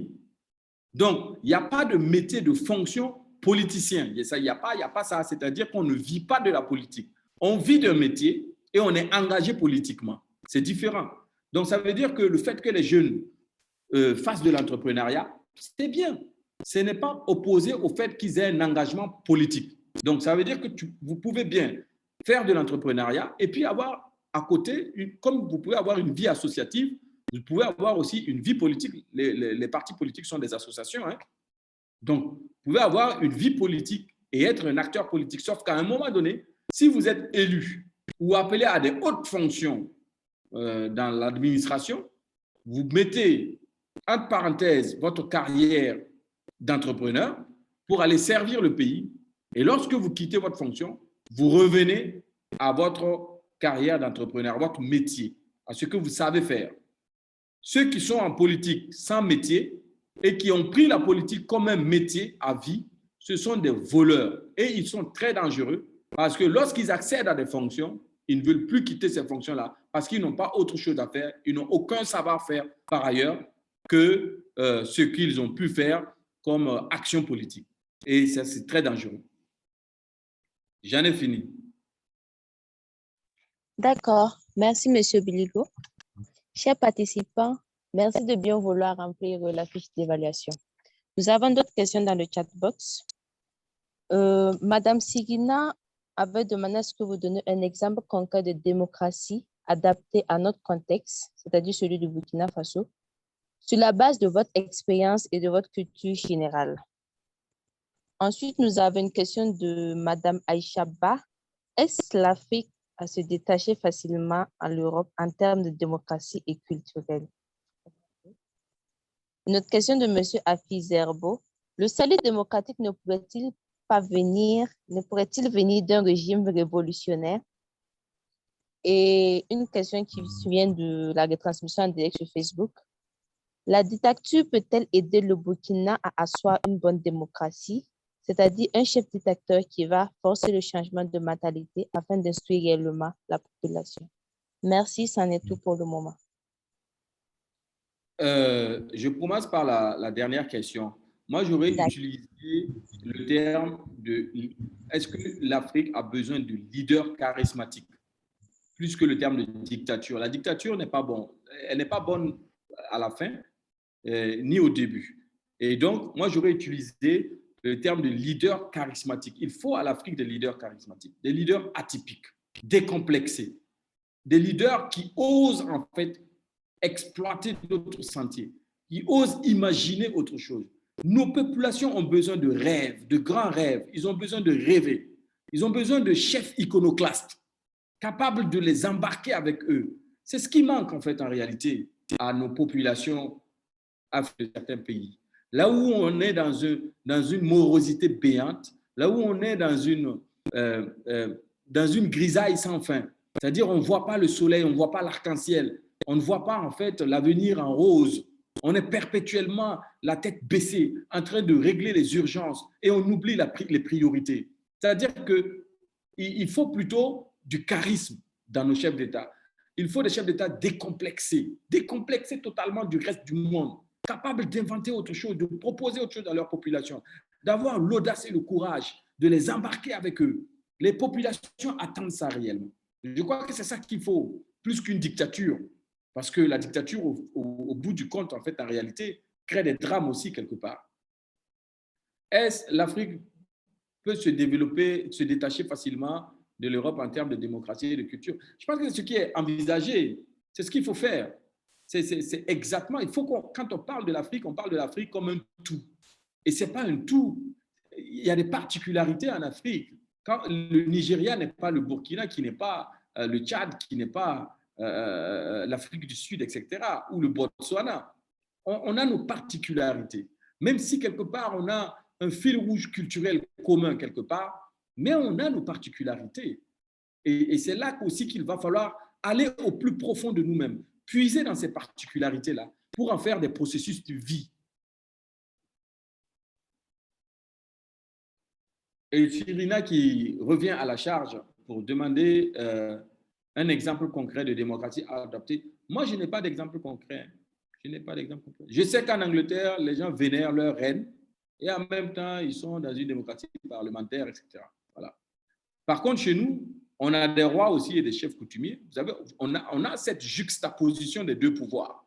Pendant la campagne électorale, vous voyez parfois que dans certaines localités, ce sont les chefs traditionnels qui sont les véritables politiciens, qui tiennent les rênes. Et ils sont toujours élus. Il y a un chef traditionnel qui est engagé en politique qui m'a dit un jour, j'étais son nom volontiers, Lionel, si je veux me faire élire à vie, je me fais élire à vie. Et si avant de mourir, je dis à mes sujets, à mes populations, de ne plus voter quelqu'un d'autre pendant 2 mandats, ils vont le faire après ma mort. Et il est en politique. Ça veut dire quand même que c'est biaisé. Donc, on a une juxtaposition de pouvoir, la chefferie traditionnelle, coutumière, et puis le pouvoir démocratique public. L'un ne va pas sans l'autre, les deux se tiennent. Chacun a besoin de l'autre quelque part, mais bon, je pense que ça encore, ça vient baiser le jeu démocratique dans notre pays. Quand vous allez battre campagne en tant que citoyen ordinaire dans un village, et qu'il suffit que le chef de village dise à toute la population de voter X pour que tout le monde vote X, là, c'est une mécompréhension véritable de la démocratie qui est exercée. Parce que si on peut demander, c'est pour ça que je posais la question lors d'une thèse sur la juxtaposition de ces deux pouvoirs, si on peut demander aux militaires de retirer son arme avant de s'engager en politique, parce que tout simplement, avec son arme, il est dangereux, pourquoi ne peut-on pas demander au chef coutumier de retirer son chapeau avant d'aller en politique? Parce que tout simplement, avec son chapeau aussi, il est sous l'égide en fait, d'un dogme. Ça veut dire que sa parole est dogmatique, il est vénéré. Il a un pouvoir ascendant sur le reste de ses sujets et sur ses populations. Alors que la démocratie prône la liberté d'agir, de choix et de décider. Et donc, quelque part, est-ce qu'il ne faut pas réfléchir justement sur cet angle-là, à trouver un juste milieu, un juste équilibre entre ces deux pouvoirs-là qui vivent côte à côte sans vivre ensemble aussi quelque part, par moment. Et l'exercice de ces deux pouvoirs est fondamental. La plupart des jugements qui se font au Burkina, ce sont des jugements, en fait, sous l'arbre à palabre, à la manière traditionnelle. La plupart, presque la majorité. Il n'y a que quelques jugements qui se font dans nos tribunaux. Les gens peuvent se référer au chef coutumier, au chef de terre, lorsqu'il y a un problème, que d'aller au tribunal parfois. Pareil, on a une médecine traditionnelle que l'on ne valorise pas assez.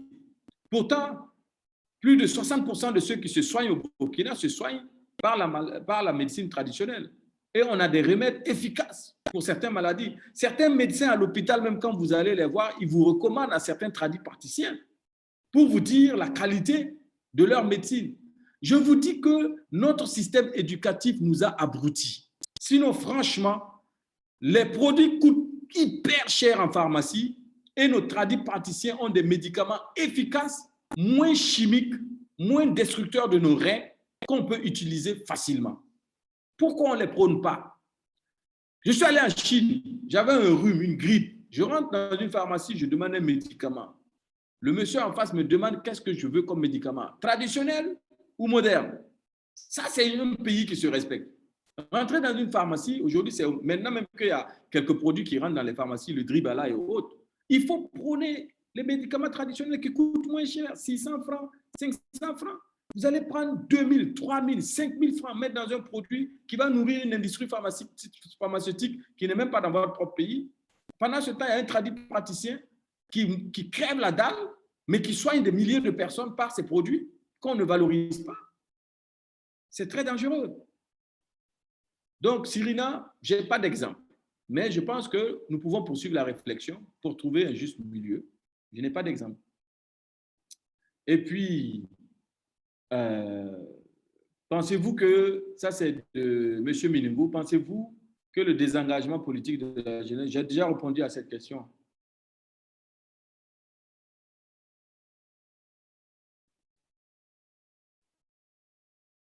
J'en ai fini.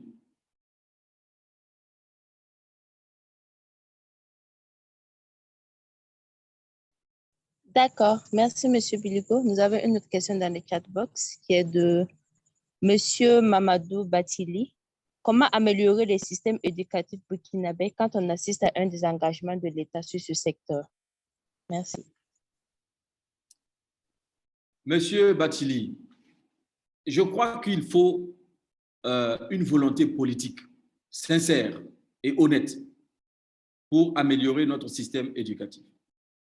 Il faut vider le contenu du curricula scolaire de tout ce qui est inutile, de tout ce qui est futile, et mettre à l'intérieur de ce curricula-là ce qui est important et intéressant pour nos populations. Un système éducatif doit être continuellement en pleine mutation. Souvenez-vous, sous Nicolas Sarkozy, il a fait rajouter la lettre du petit Guy Moquet dans tout le cursus scolaire français. Tous les enfants devaient lire cette lettre-là.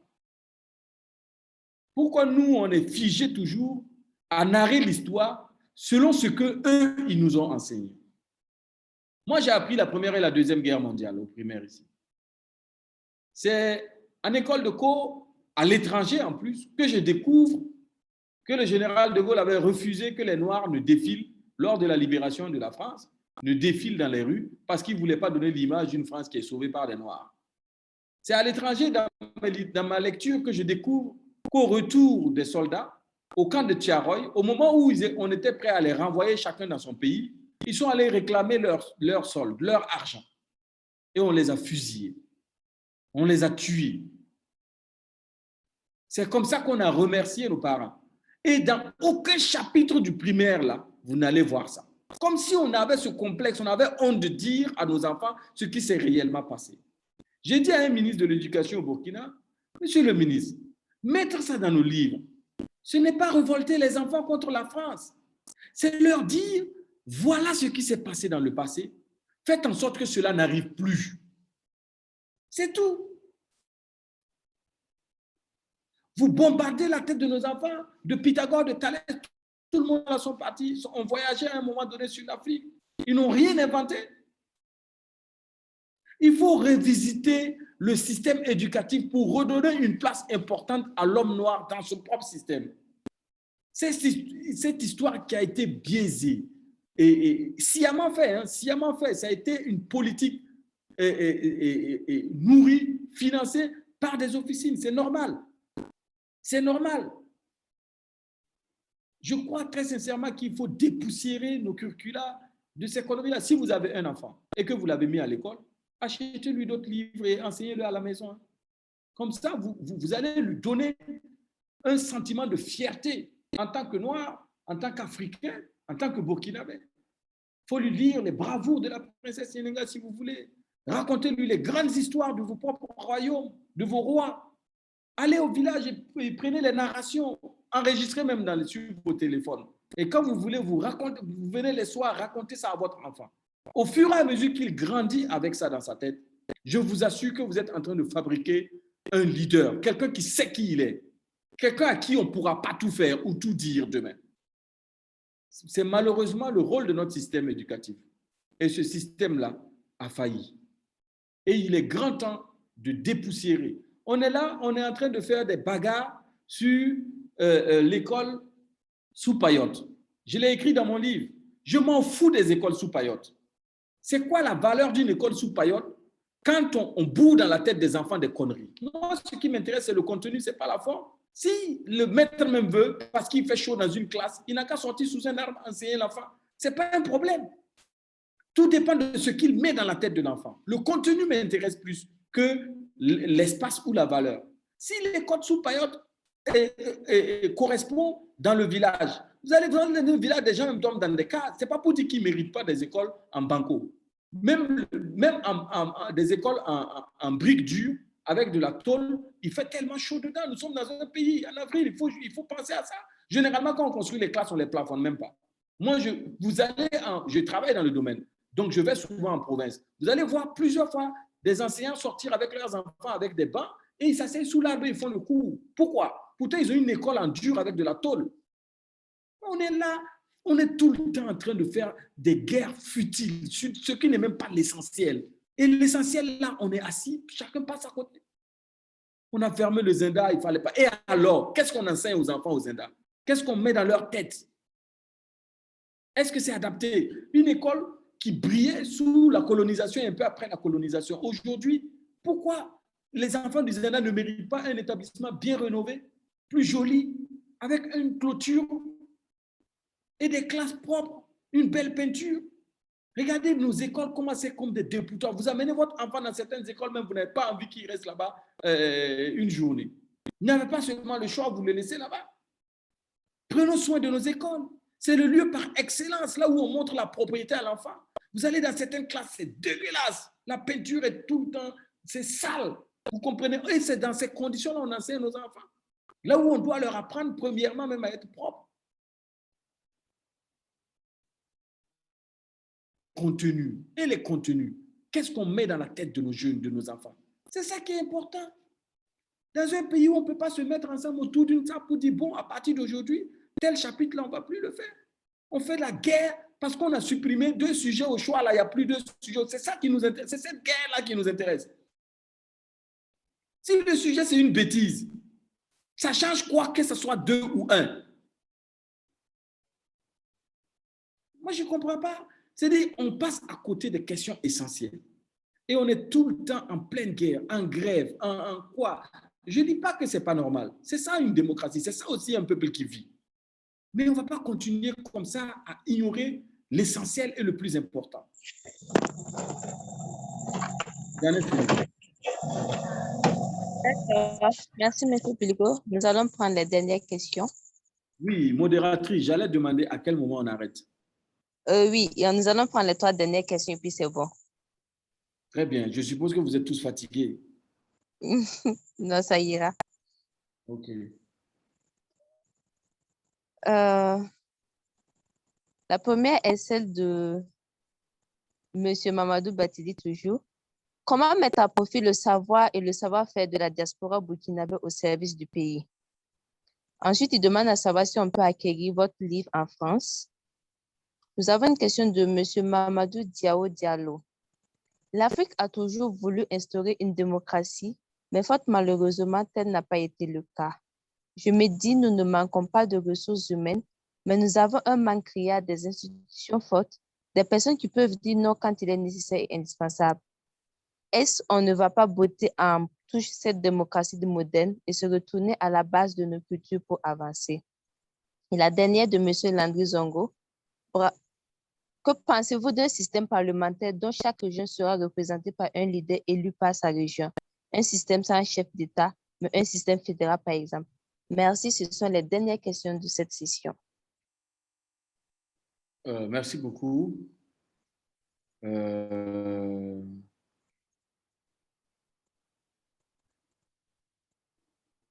La première question, c'était celle de M. Batili encore, hein, c'est ça? Exactement. Et il dit quoi? Je ne vois pas cette question-là. Il demande à savoir comment on peut mettre à profit le savoir et le savoir-faire de la diaspora burkinabé au service du pays et à savoir si on peut acquérir votre livre en France. Le livre en France, en librairie, non. Voilà. Comment on peut mettre à profit le savoir et le savoir-faire de la diaspora? Monsieur Batili, ça, c'est très difficile. Moi, j'ai eu du mal quand je suis rentré au Burkina. Je vous assure que je connais beaucoup de mes camarades qui sont rentrés et qui sont repartis. On a une diasporaphobie, en fait, en réalité. C'est comme s'il y a une certaine peur, en fait, des intelligences extérieures qui viennent. Moi, je connais des gens qui sont prêts à rentrer, qui sont dans des multinationales ou dans des institutions où ils participent énormément et qui ont un savoir-faire technique, des ingénieurs, etc., qui sont prêts, hein, mais c'est difficile. Et ils l'ont dit à qui de droit, je veux rentrer, je veux aider, quel que soit le salaire, je suis prêt à faire le sacrifice. Mais c'est très, très difficile. C'est très difficile. Et la diaspora, est tout le temps volontaire. Moi, je sais parce que j'ai été diaspora. J'ai vécu à l'étranger pendant des années, pendant longtemps. Il n'y a plus patriote, en fait, que quelqu'un qui vit à l'étranger. Je vous assure qu'une fois que vous sortez du Burkina, votre amour du Burkina se décuple. C'est très profond, hein, c'est très profond. Tout ce qui vous ramène au Burkina vous attire. Et tout ce qui touche au Burkina vous affecte doublement ou triplement. C'est-à-dire, en plus de la distance, de l'inquiétude, etc., c'est terrible. Donc, cette diaspora-là, en fait, en réalité, aime son pays, veut participer, veut aider. Malheureusement, on n'a pas créé des sillons favorables à l'intégration ou, si vous voulez, au recrutement de la diaspora. C'est là qu'il faut imaginer, au recrutement de la diaspora. Même dans le domaine des mines. Moi, je connais des Burkinabés qui travaillent en Chili. Je connais des Burkinabés qui sont au Canada, qui sont partout dans les grands pays miniers et qui sont des chefs. On aurait pu faire venir ces gens-là pour bénéficier au moins des méthodes ou des pratiques, puisque le secteur minier est nouveau dans notre pays.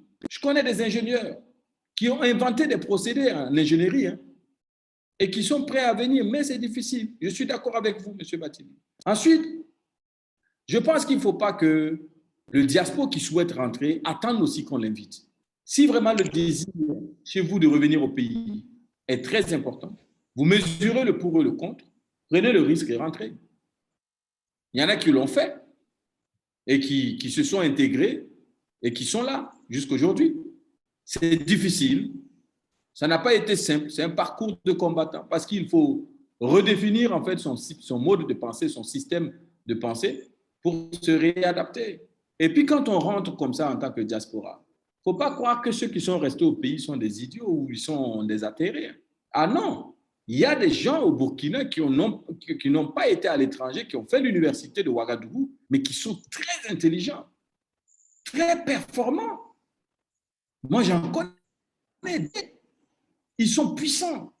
Vous ne les battez pas ni en mathématiques ni en gestion. Ils ont un flair, un sixième sens, une compréhension très développée des choses. Et ils sont très intelligents.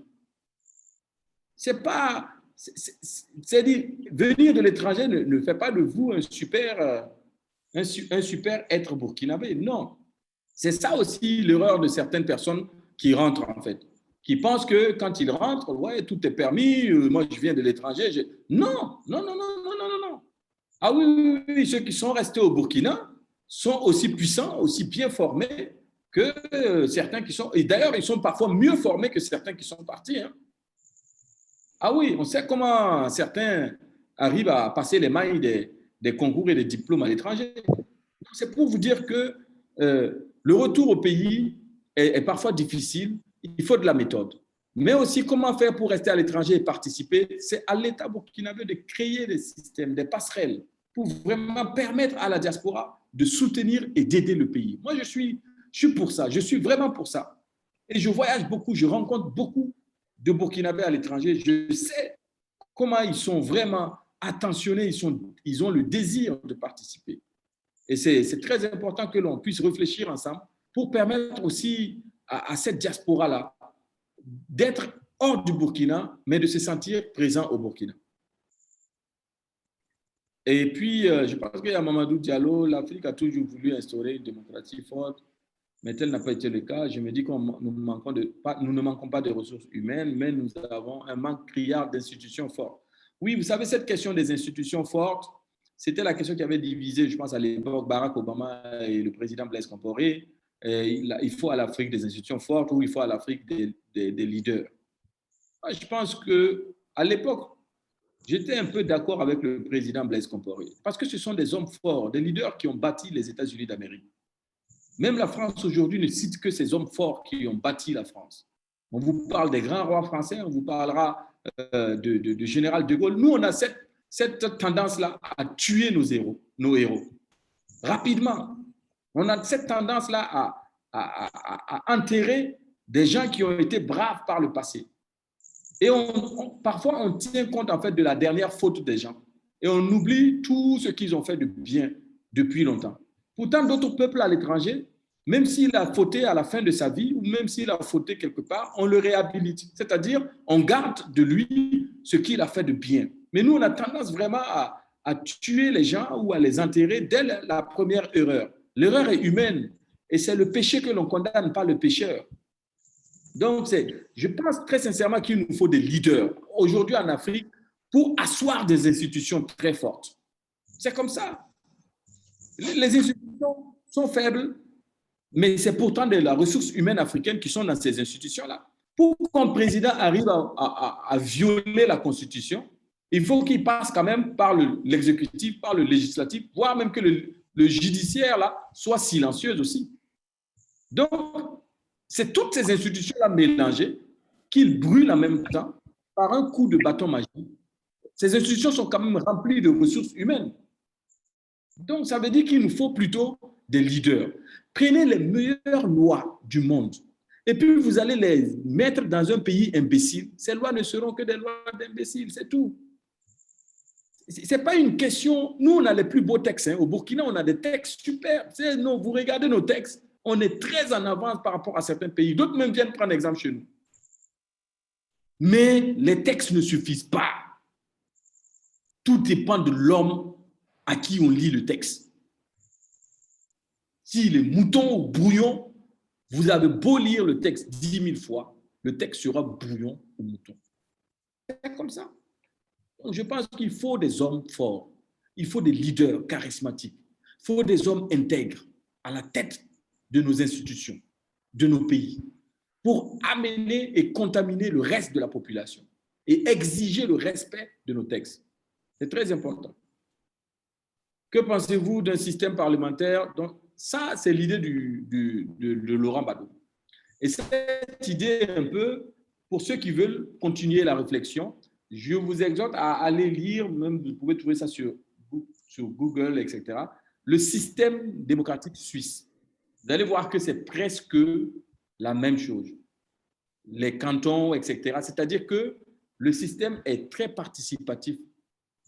Et la Suisse, sur plus de 60 ou 70% des référendums qu'il y a eu dans le monde, ça a eu lieu en Suisse. C'est-à-dire que c'est un peuple qui consulte régulièrement et qui choisit vraiment les hommes qu'il faut depuis la base pour monter. Donc, ce système-là, moi, je pense que c'est ça qu'il faut voir. Moi, je pense que c'est ça qu'il faut voir. Si on regarde bien les élections telles qu'on les fait, si vous rentrez dans un village, vous expliquez au chef du village que vous voulez le meilleur de ces hommes, le meilleur de ces sujets, et que c'est pour représenter le village, c'est pour sauver l'image du village dans un concours, dans une élection.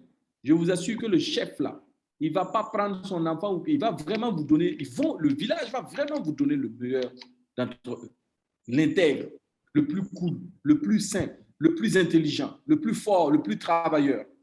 Malheureusement, nos élections ne se font pas comme ça. On arrive dans une commune, ce n'est pas forcément le plus intègre qui est élu.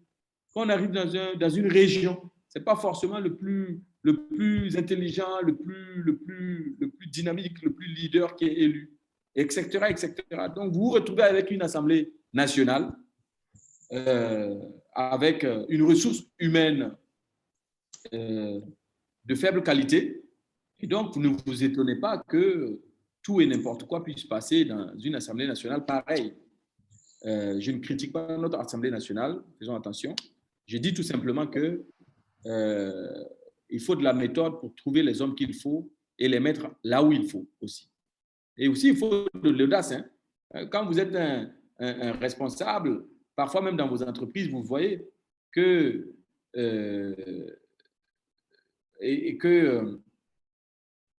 quand vous voyez que dans certaines entreprises, par exemple, parfois un tel directeur, il fait un recrutement, il n'aime pas ceux qui sont intelligents. Il ne va pas prendre les compétences, ceux qui sont malléables, ceux qu'il peut dominer, ceux qu'il peut facilement, etc. C'est de la même manière que se construise un peu notre administration publique, etc. Donc, voilà. J'en ai fini.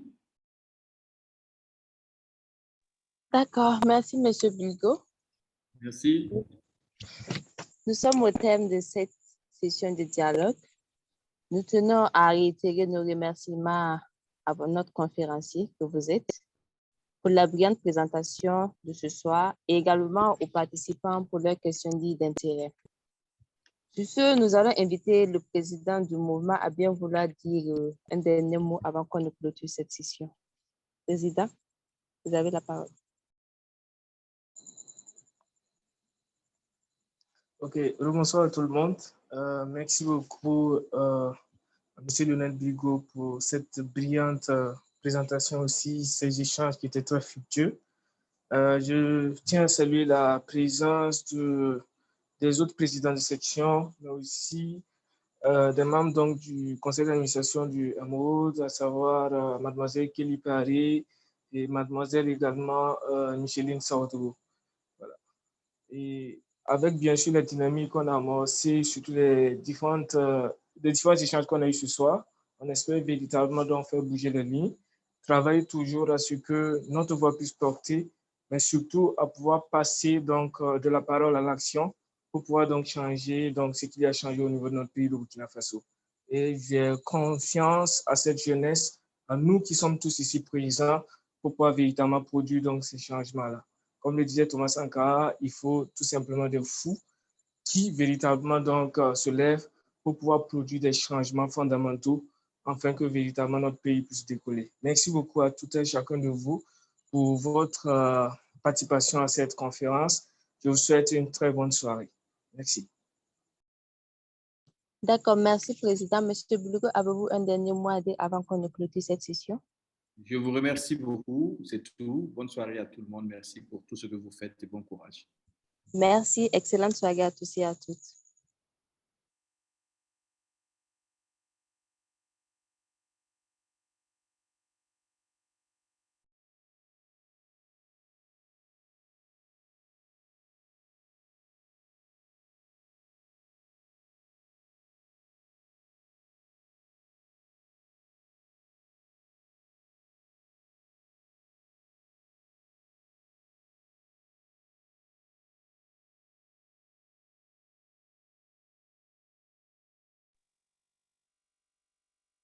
Nous rappelons que nous sommes au terme de la session, donc on est fini pour ce soir.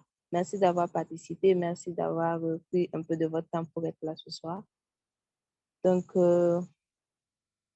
n'oubliez pas également de remplir la fiche d'évaluation. Merci.